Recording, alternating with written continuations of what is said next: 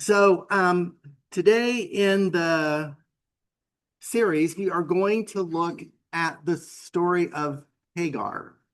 And before we do that, the prayer sheet is starting. It's starting here, going that way, coming back. Coming or outside. Okay, excellent. So we're going to look at the story of Hagar because it talks to us about some really interesting things, and some of them, and so the connection um, to the Holocaust, in terms of that's kind of our reading strategy lens, is the subject of ambiguity and how we deal with with ambiguity. And this ambiguity comes in kind of two forms, right? Two different types that are related. One of them is, what does it mean to be seen or not seen? Right? To be recognized or not recognized, to be understood or not be understood, or to have an identity or not have an identity. In other words, to be seen, to be known, right? What does that mean? And the other thing is this concept of a gray zone. Um, in the post-Holocaust literature, there is a lot of discussion about something called a gray zone, which Primo Levi was the one to actually coin this term. He was an Auschwitz survivor, Holocaust survivor, wrote extensively about the experience of going through all of that and how many times people were put into situations over which they had no control and for which there was no option, good option, or any option out of it. Lawrence Langer, who's another very prolific writer and commentator on the Holocaust, uses the term choiceless choice, right? Which may be a little bit more to the point, where you're put in a situation and you're given a choice, but it's not a choice, right? And so some of you may remember the movie Sophie's Choice. Remember that movie? Back in the 80s, which Meryl Streep plays a Holocaust survivor, who has found her way to Brooklyn and works through the trauma of having to save one of her children or give up or which child could she had two children, she could only save one of them. So that's not really a choice, right? But you're forced to make a choice. I know of a Holocaust survivor that um, I worked with her in Poland on some of the study trips that I've been on, and she is in her 90s. She's also a Holocaust survivor. Her mother was a nurse at the big Jewish hospital in Warsaw that's still standing, although it's not a Jewish hospital anymore. But her mother was saved because she had medical expertise. And so she worked in this hospital, and at that time she had four girls. And she knew what was going to happen.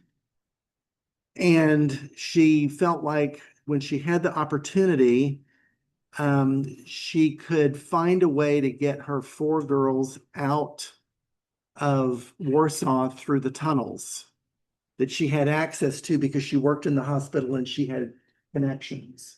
And so she was able to get the four of her girls out to safety. And but then she was then sent to the camps and was murdered probably about just a few months later.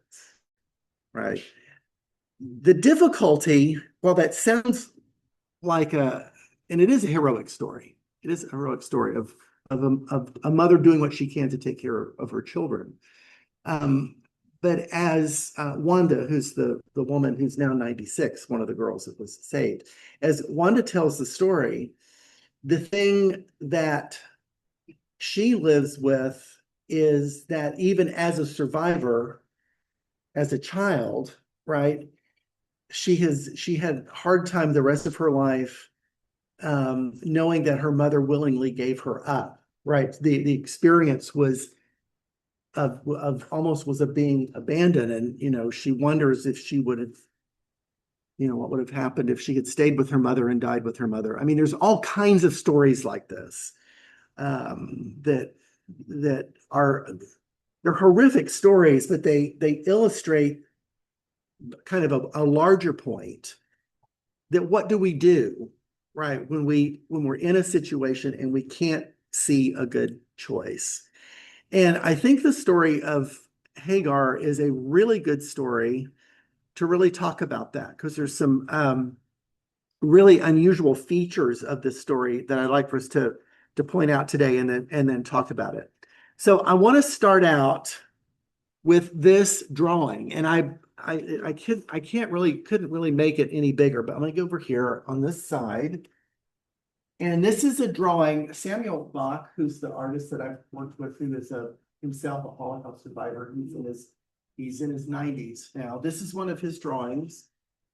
And it's a drawing based on the story of Hagar, right? And you see Hagar, who is here, right? And she's holding a child. And she's out in the wilderness, right? You know the story. This is a man really kind of portraying the angel of God, right? That comes to her. It's kind of, but you see this eye here, right? Which is meant to, and you can't really tell, I think, from too far away, but the rock formation kind of that drips down are supposed to be like the tears of God, right? That flow for Hagar. And the whole idea is God's watchful eye in the midst of this terrible ordeal, right? Which I think is really very much a part of this story is seeing, right?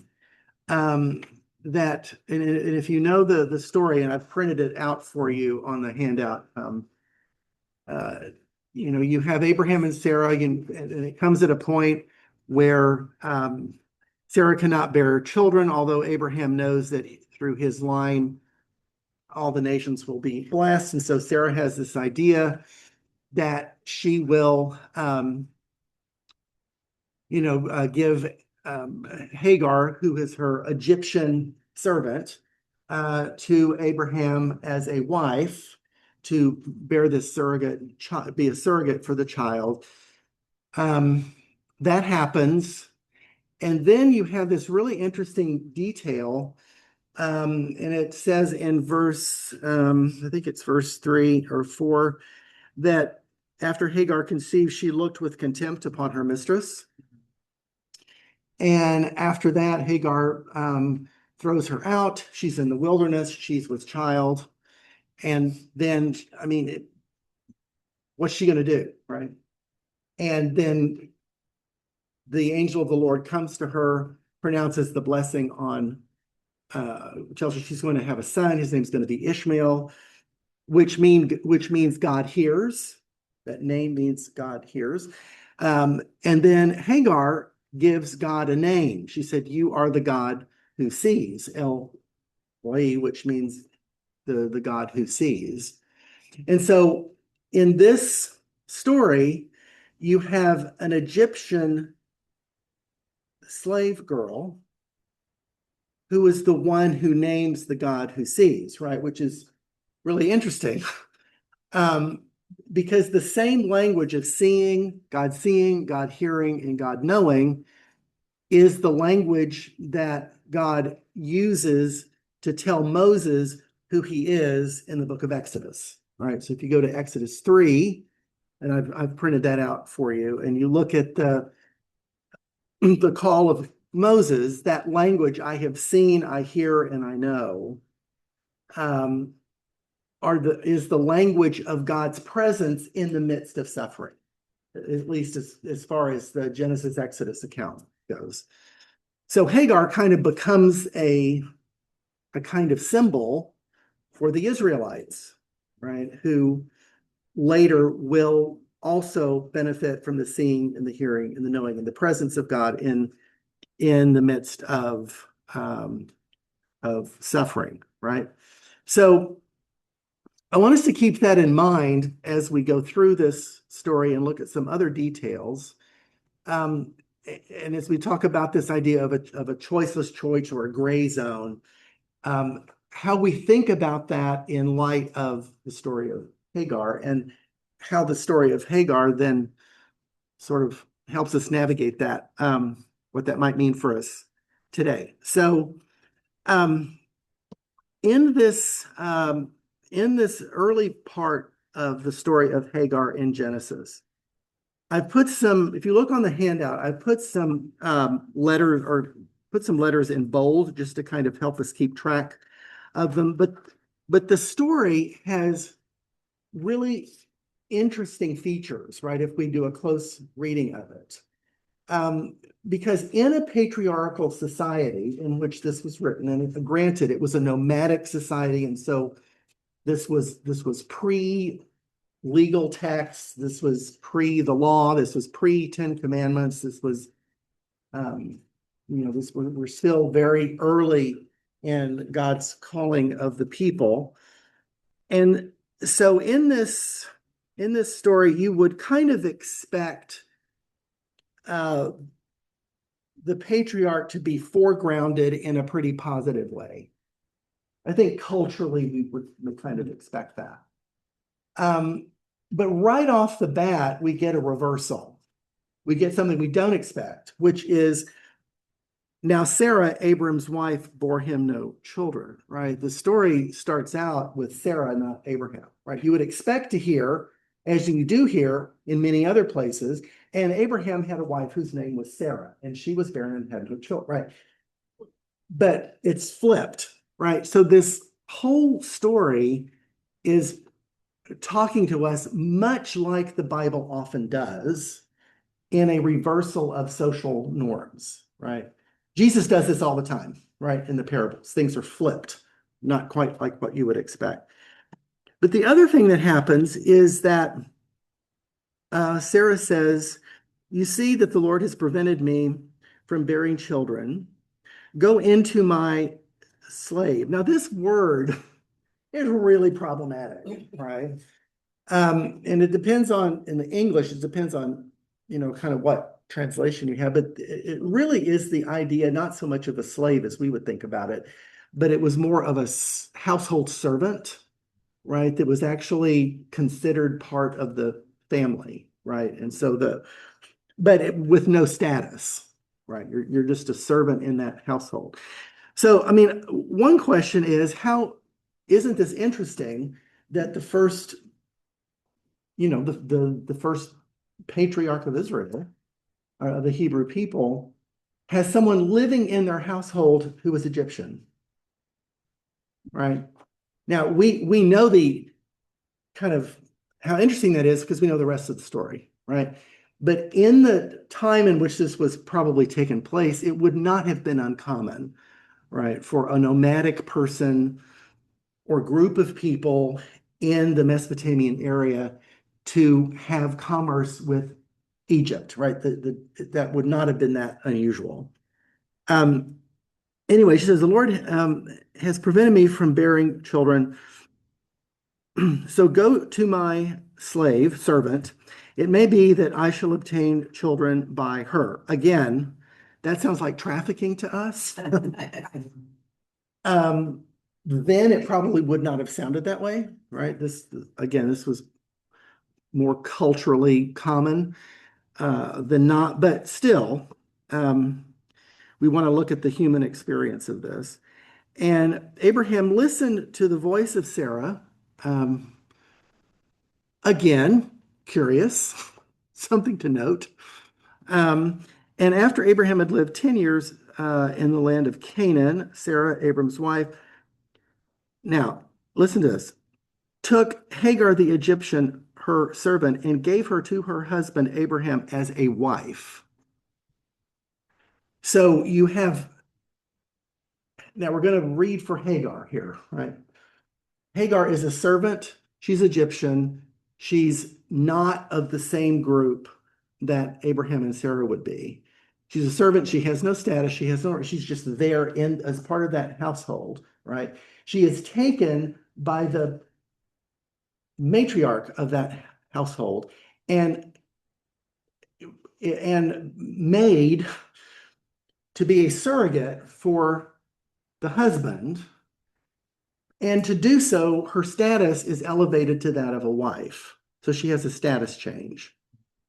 All right. Language is really clear here. This isn't a slip of the pen. All right. This is a status change.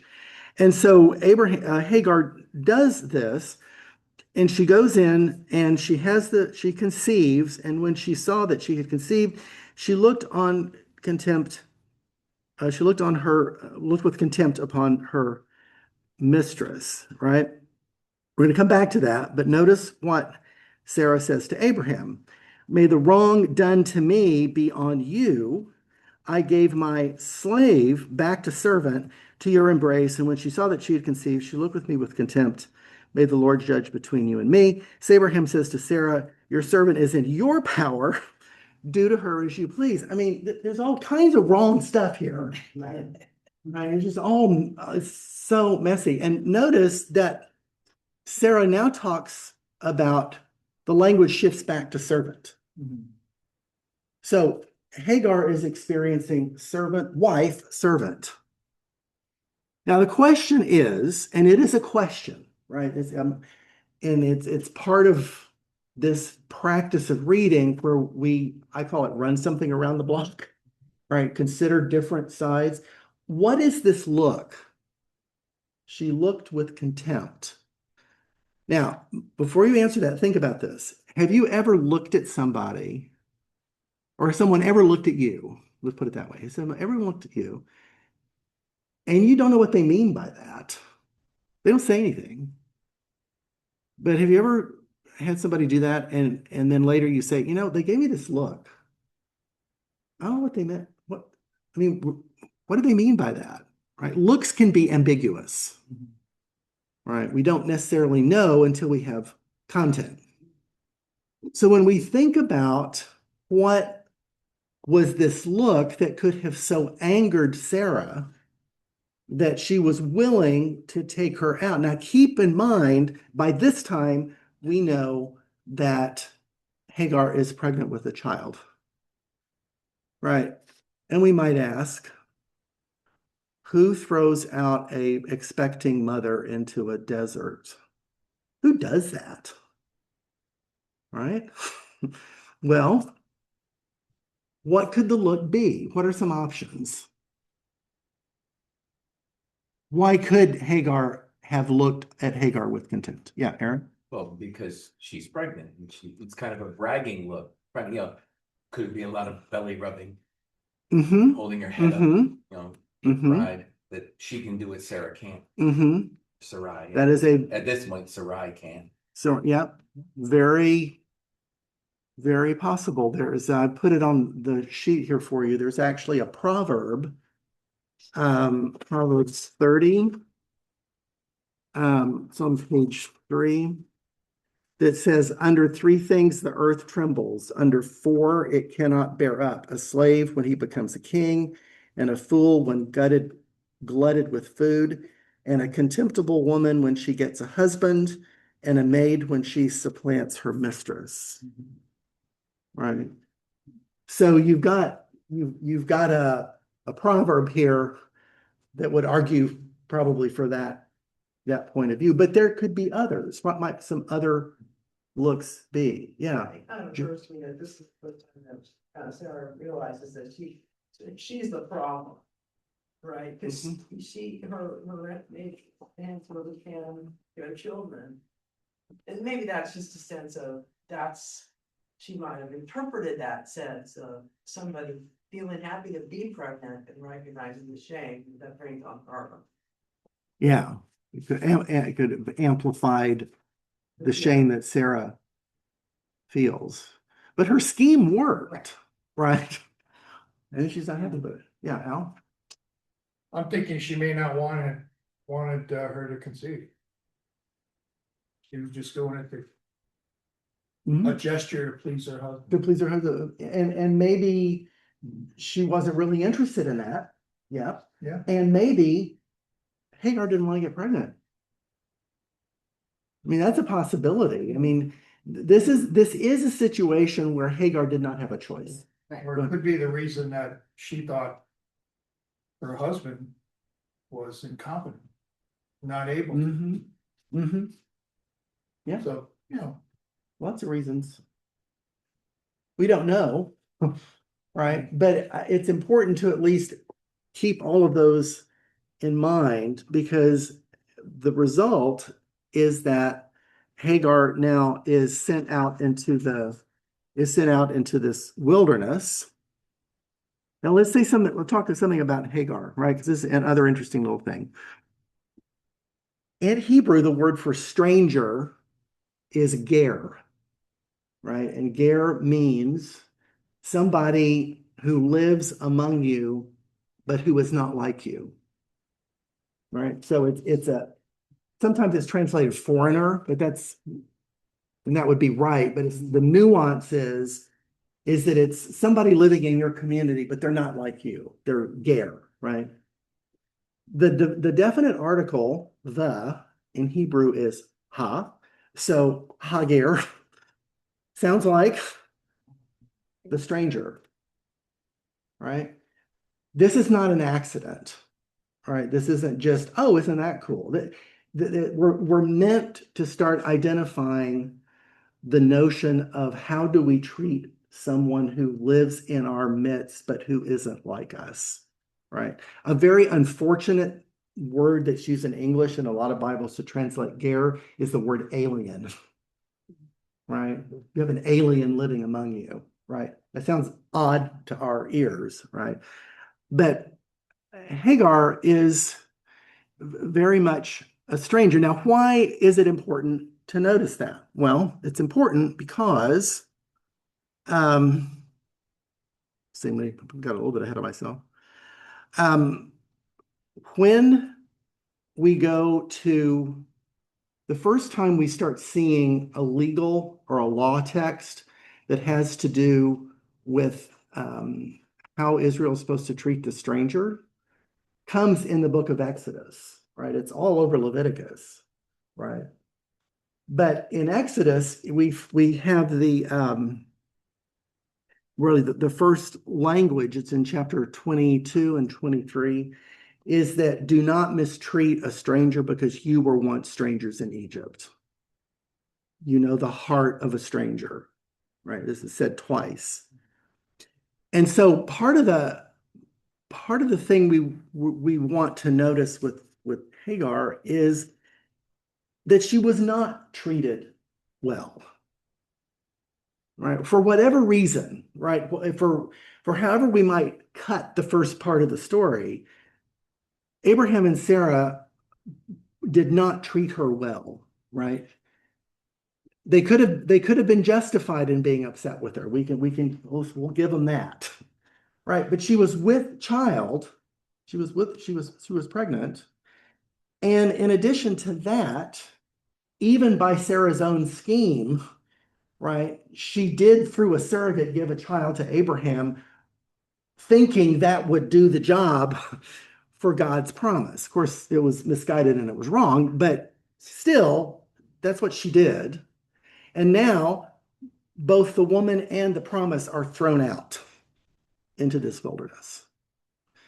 Now, the spoiler is that this happens twice, right? And we'll talk about this later in another lesson, right? We've got 16 and 21, happens two times.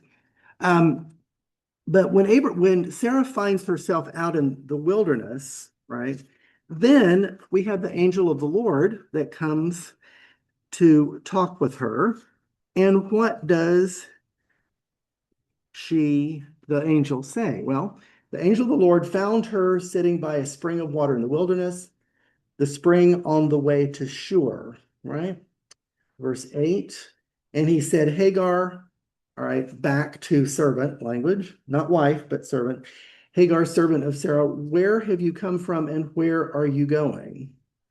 And she said, I am running away from my mistress Sarai. The angel of the Lord said, to her, return to your mistress and submit to her. And the angel of the Lord also said to her, I will greatly multiply your offspring so they cannot be counted for multitude. And the angel of the Lord said to her, and then we have the blessing that's given to Ishmael. Okay, so here's Sarah. Hagar is in the wilderness. The angel of the Lord comes along, finds out what happens to Sarah. But the angel of the Lord says, what's the answer? Go back. Now, wait a minute. Why would the angel of the Lord tell her to do that? Why would the angel of the Lord send her back into an abusive situation? What kind of choice is that? Oh, it's either that or die in the desert. Either that or die in the desert. You see the choiceless choice, right? Here she is. What's she going to do?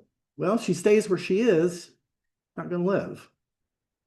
So she has to go back, right? Which is apparently what she does. So here is where we get into the stuff that's really interesting, right? Where is God in all this? Well, the angel comes. There's a messenger. Angel means messenger, by the way. We've got the word both in Hebrew and in Greek that's translated angel means messenger. So it's a person delivering a message from God. But what kind of Hagar finds herself in a situation that neither choice is a good one. So what happens in the middle of what happens in the story are two things. One is she first goes back this time with a blessing for the son, right? For Ishmael, right?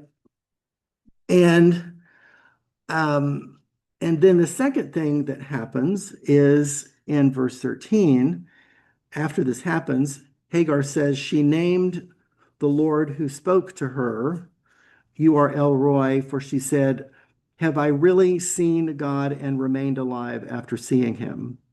Therefore, the well was called Bir Lahai Roi, which lies between Kadesh and Hared, right?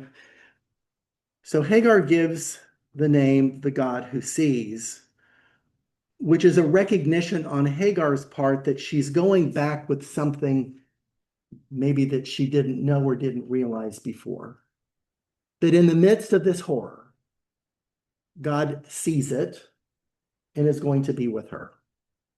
That is significant because one of the things that this foreshadows for the rest of Israel's history is that when God is with God's people, it's not about their situation getting fixed, right? It's not like it's about external circumstances necessarily working out, but it's about God being with them in the middle of whatever circumstances they're in. Right? Does that make sense? Right? This is a very different idea of who God is than would have been in other surrounding Mesopotamian societies, whose God was a warrior God and who lived in a temple. And a God that was not accessible, you had to go to that God, right? You had to work, you had to do all these things for this God that was in a temple. But the idea of a traveling God, right? A God that would be with the people wherever they were, right? Was something very different and very unique. This relational God, right? Dale. I was just thinking that I imagine that's very difficult to accept the idea that God is there with you, but not necessarily helping you solve your problem. You expect God to be a solution, to be a problem solver, not just to be with you in the midst of your affliction or your challenge, whatever it might be. So I'm just thinking that might be. It's hard to accept. The other thing the history tells us, and Judges does this really well, is that what happens when God does fix the situation? Stay. Hmm. Said it doesn't stay It doesn't stay Stay fixed. Nor do the people stay faithful. over and Over and over and over and over and over until you're sick of hearing about it, right? But I mean, that's kind of the human nature, is that if the relationship and the faithfulness is not there, right? If the way to build faithfulness with God is through suffering and difficulty, then if that suffering and difficulty isn't present, then the relationship suffers. Right? That's what's hard to, that's because we want this, we want things to be fixed, we want things to be okay. And I think we've all lived long enough to know that that never really happens. There's always something that's going either wrong, or that's hurtful, or that's painful, or that's not fair. Right. Even in Hebrew scriptures, God doesn't promise to make it easy. Mm-mm. He promises to be there. Yep, that's right. He As long as promises to they're be. faithful. And they really get in trouble when they choose not to be faithful to God. But he hasn't promised to make everything easy. He promises to be a comfort. Very, like even Jesus says it, using that exact terminology. I'll give you a comforter. Mm-hmm. So there's not going to be, not everything isn't going to be good, but when it's bad, you have a comfort.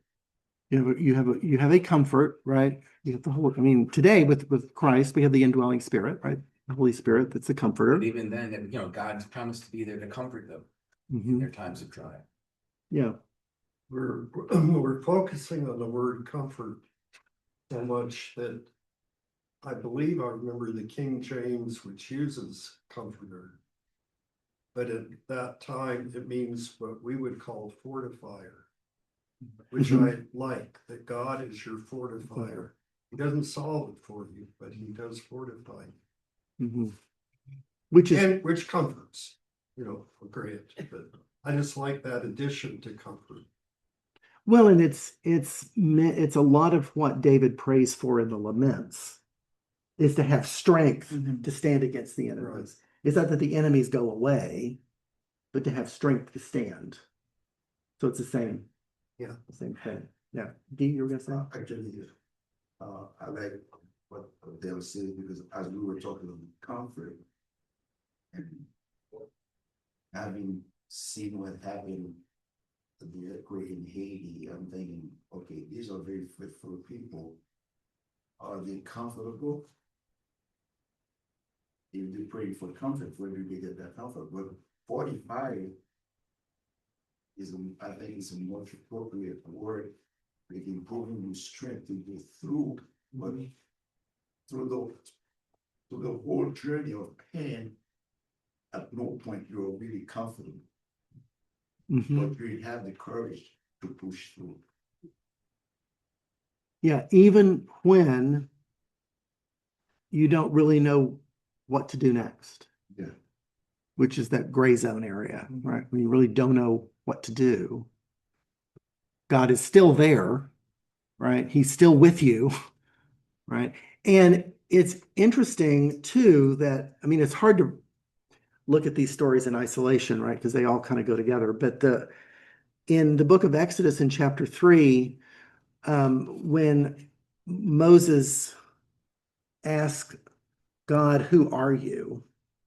Right? The very first thing that God responds with is, "I will be with you." Right? That's the ID, right? And the presence, the term or the name Yahweh, which in German is Jehovah, right? It's the same thing. But the notion of Yahweh is a state of being, right? So the name Yahweh, which is the name that God gives to Moses for God's self, is that same "I will be with you forever," right?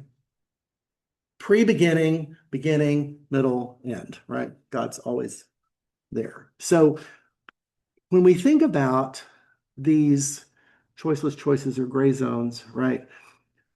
I think it's interesting that in some of the Holocaust literature, there's a lot of talk about new vocabulary because there aren't words to describe the horrors of what happened, which is how we get the term genocide, how we get the term crimes against humanity, all comes out of this discussion. The same discussion, this language of gray zones and choiceless choices comes up, right? And I think in a very real sense, that's what scripture, these stories do for us. They give us a new language. They give us a new way to think about these really difficult situations. It's not as though, as awful and as horrible as these situations are, and I will say also, it's easier to talk about this than to live in the middle of it. I'm aware of that as a teacher. I can talk about this, but that doesn't mean I'm even touching the hem of how awful some of this stuff is. I say that to own it and recognize that. That said, I do think that God's central message to us is no matter how bad it gets, I'm still going to be with you, which I think is really good news. Right. I mean, the Psalm, right? And Cynthia, you've talked about this from the pulpit several times. Even though I walk through the valley of the shadow of death, what's the rest of it? They comfort, yeah, I'm still with you, right? I'm still there, right? And so, isn't it interesting that Hagar, an Egyptian, not a patriarch, but a stranger, is the one who first sees this in the story. I think it's just, and she sees it in the midst of a terrible situation, right? And and how God takes care of Hagar, we'll talk about in another lesson when we finish this story. We get to Genesis 21 and 22. But I did want to just give us time to talk about some questions and just maybe share some of times when we've been in our own gray zone or our own choiceless choice, or maybe some of our stories of God being with us. And also, I didn't know quite how to ask this, but I do think it's important. If God's care for Hagar becomes a figure later foreshadowing God's care for Israel, then who are Abraham and Sarah in this story?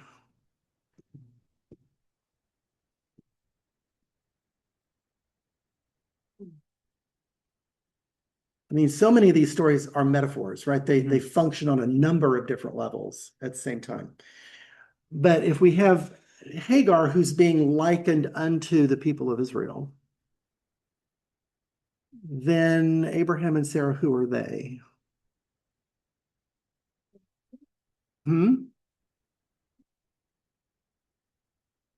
Well, In this story. if we push it forward a little bit, right? No, don't look back, but look, They're the Egyptians. Yeah, the Egyptians.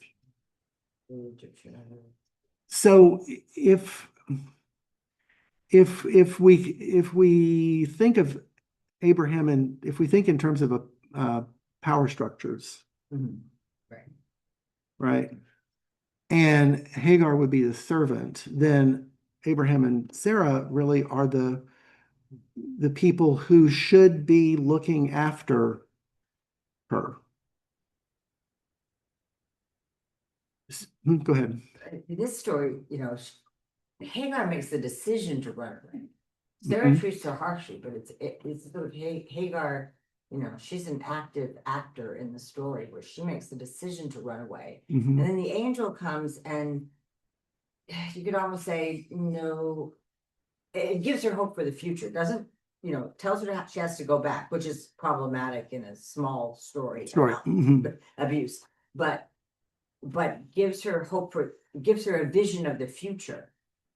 Mhm. Even though you look at, I mean, the multitude, you're like, okay, we're not gonna be dead, but then it doesn't really tell you that your son's life is gonna be great. Yeah. But, Yeah, that's another issue. yeah, that's another issue, but it's interesting to me that in this case, she made a decision right away, and then they tell her, you know, doesn't even quite say this isn't the time or something, you know, but then that kind of, it's kind of an issue for later too. It's like, Well, and she makes a decision to go back. right, she does. She makes the decision to go back.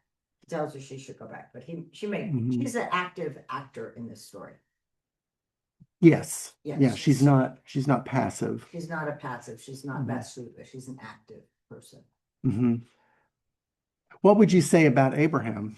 Active or very- passive? He's very inactive in this story. He's totally passive. He's practically a name only person, which is so interesting. Yeah, and so, okay, But he doesn't act.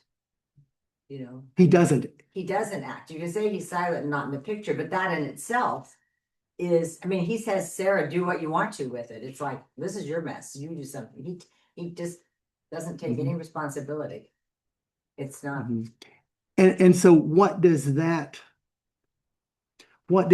do to the concept of patriarchy? What's the story doing to the concept of patriarchy? It's turning it upside down. Right. To me, it smacks back of Adam and Eve. Yes.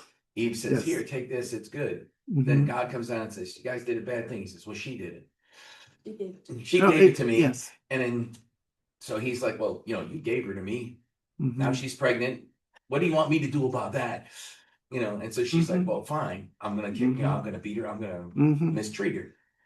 So it's And he like, doesn't stop her. no, he does. It's that passing the buck. I mean, Adam and Eve is the first case Mhm. of passing the buck. I didn't do it. She did it. And then she's like, I didn't do it. The serpent made me do it. The reason I bring this up is because one of the things that, and I'm going to say it's a very generalization. I'm sure we can poke holes in it. I poke holes in a lot of things I say. I try not to say them. But the thing is, a lot of people say, well, I don't like the Old Testament because it's just so patriarchal and all this. And it's like, have you read it? Right. Right? It's inverting, it's a critique, right? Of the passivity, right? If you look at Abraham, Isaac, and Jacob, you're going to find three very passive, problematic males compared to their women who are very active and move the story forward. Yeah.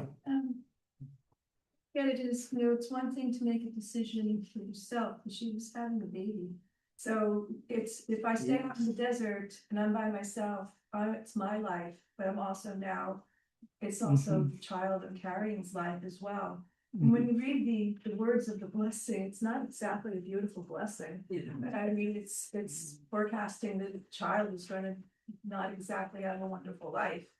But she, you're thinking of, is it my life I'm going to sacrifice for this? Yes. Or I'm also, so she's thinking more of two, not just her. And in that way, she is thinking as a caregiving person. Yes. But she's almost a patriarch because she gets the same promise as Abraham that it's going to be multiplied and, a multitude. You can't count your generations. It's, so it's an interesting promise. Very interesting problem. It's helping me to see people differently. I'm thinking of tomorrow. For me, that could be a choiceless choice that she had. You know what you're gonna do? And then she eventually has to go and